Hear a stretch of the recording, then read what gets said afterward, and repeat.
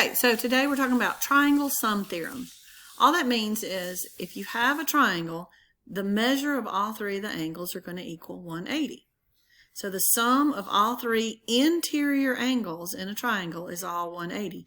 Now remember, we're talking about interior. One of your spelling or vocab words. Okay, so you tell me. The measure of angle A plus the measure of angle B plus the measure of angle C is, ta-da, 180. Good.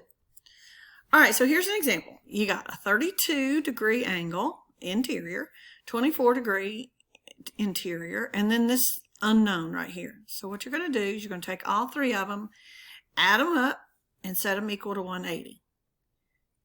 Combine like terms. Subtract 56 to solve for x, and you got 124. All right, so you got to notice over here, this is an obtuse angle. These are acute, this is an obtuse. So you got to go check and make sure this makes sense. Yep, this is obtuse too. Awesome. All right, you try. Try number 1. Okie doke. How'd you do? Awesome. All right, we're going to try number 3 next. We're going to come back to number 2 in a minute. So try number 3. All right, let's check it. There you go. All right, now we're going to try number 2. If you look right here, you're given 40 degrees, a question mark, and the little red squarey thing right here. So what that means, it's a right triangle. It's a right angle. So the right angle is going to be 90 degrees. Okay, let's pick it up a pace.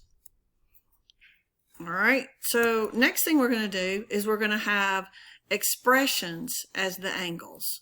Still going to be the interior angles, and we're still going to take all three of the angles and set them equal to 180. We're going to add them and set them equal to 180. Now, go ahead and finish and see what you get.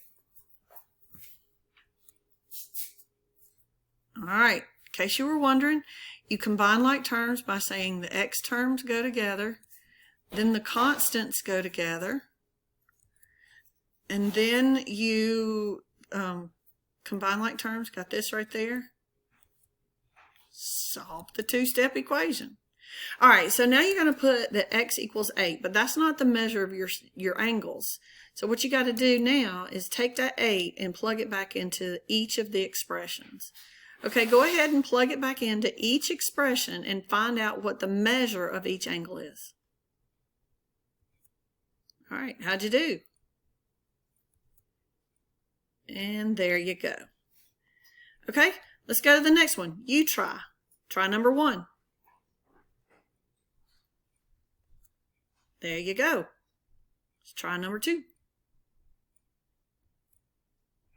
There you go. And number 3. All right. You did great.